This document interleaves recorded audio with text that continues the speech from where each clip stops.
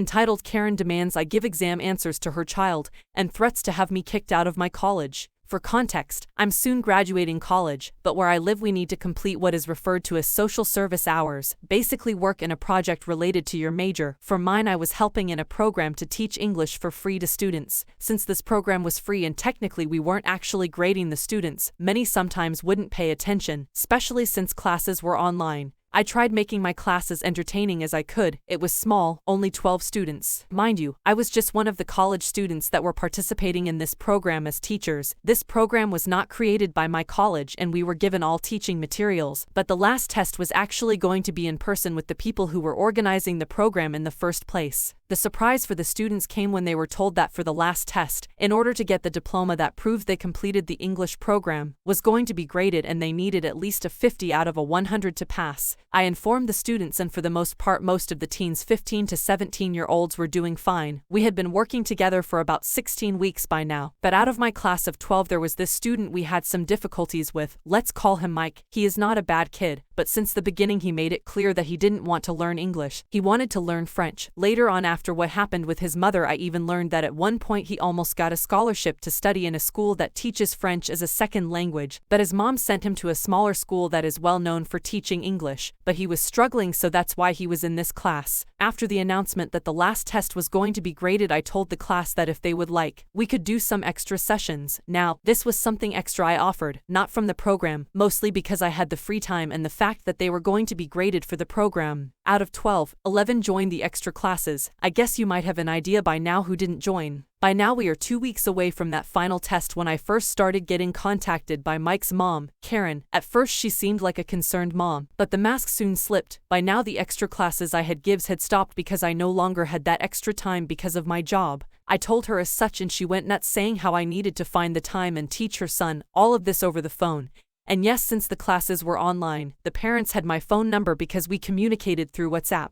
I tried being reasonable and said that if they could come up with the topics he needed help with, I'll try to help him, and also with the condition there was a parent present. I didn't want any misunderstandings or someone thinking we didn't study. Fast forward to then extra classes. Mike would connect and his aunt was always in the background, but he was trying to fit almost 16 weeks worth of lessons in less than 2 weeks. By the time it was 1 week before the exam was when I started receiving the calls from Karen. I couldn't answer most of them because I was working. Apparently that pissed her off more because she started leaving me messages accusing me of ignoring her. In the end, in the span of a day she called me 24 times while I was in my job. After I finished my shift I called her back because I thought something bad had happened. Nope, she just started yelling at me, then started saying that I was a bad teacher, demanding that I just share the final test answers because Mike needed to have that diploma. I tried telling her that I didn't have the test results, and even if I did, obviously I couldn't just share them. That's when Karen went crazier and started saying how she was going to make sure I got expelled from college because I was ruining her son's future. She also started saying how she was going to tell everyone that I was asking her son for extra classes just to spend time with him.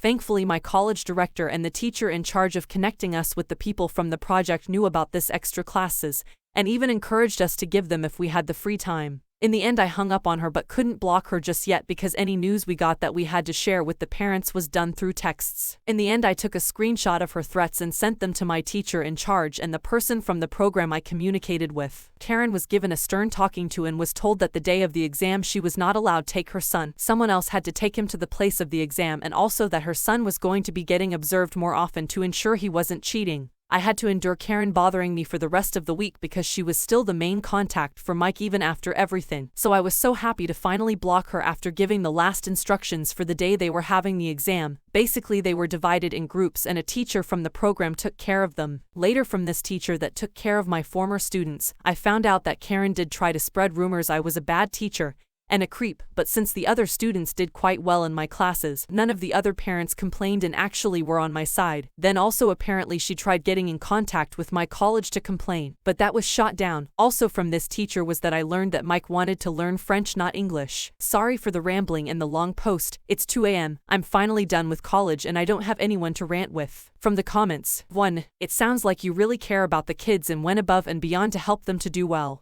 You can't force someone to learn if they don't want to, and 50% is not exactly a high bar. I wouldn't worry about her. 2. It seems strange that the course coordinators made you give out your direct phone numbers. WhatsApp is not a way anyone should be expected to communicate professionally. The college needs to do more to protect its volunteer teachers. OP, thanks. In Mike's defense, he said since the beginning he wasn't interested in learning English, and did the bare minimum. He would have technically gotten the diploma automatically, then we were told at the end they would get a graded test. To be fair with them, it's a really small program, only 20 staff members and the 10 volunteer teachers, so mostly we were given the direct contacts. We tried email and most were ignored, so we started using WhatsApp. Grandma Karen decides to unhook autistic child's harness. This happened several years ago. I was a photographer for a major theme park and have dealt with my fair share of entitled Karens, Brads, but there's only been one time I've had to call security because of a Karen. I was working with a character one afternoon and one of the families that stopped by to pay a visit was this family of 3 with mom, dad and a 5-year-old boy that I'll name Malcolm. Malcolm is strapped to a harness attached to mom's waist, think those jogging harnesses for blind runners, to keep him close to mom and dad.